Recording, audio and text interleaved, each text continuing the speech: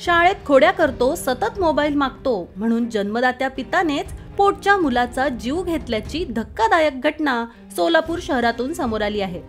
विजय but असं क्रूर पित्याचं नाव असून कीर्ती बट्ट असं मृत मुलाचं नाव आहे।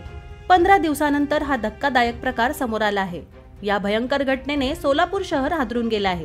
याबाबत सविस्तर माहिती अशी की ही खळबळजनक घटना सोलापुरातील जोडभावी पेठ पोलीस ठाणे परिसरातली आहे। या भागात राहणारे विजय बट्ट यांनी आपल्या पोटच्या मुलाची संक्रांतीच्या दिवशीच कोल्ड्रिंक मध्ये विषारी पावडर टाकून हत्या केली। शाळेतील सततच्या तक्रारी, खोडकरपणा, अभ्यास न करणे, सतत मोबाईल पाहणे या कारणावरून वडिलांनी हे टोकाचं पाऊल उचलल्याचं प्राथमिक तपासात समोर आलंय। विजय बट्ट यांनी संक्रांतीच्या दिवशी मुलगा कीर्ती बट्ट याला निर्मनुष्य ठिकाणी नेलं व कोल्ड्रिंक मध्ये सोडियम नायट्रेटची पावडर मिसळून त्याला प्यायला दिलं।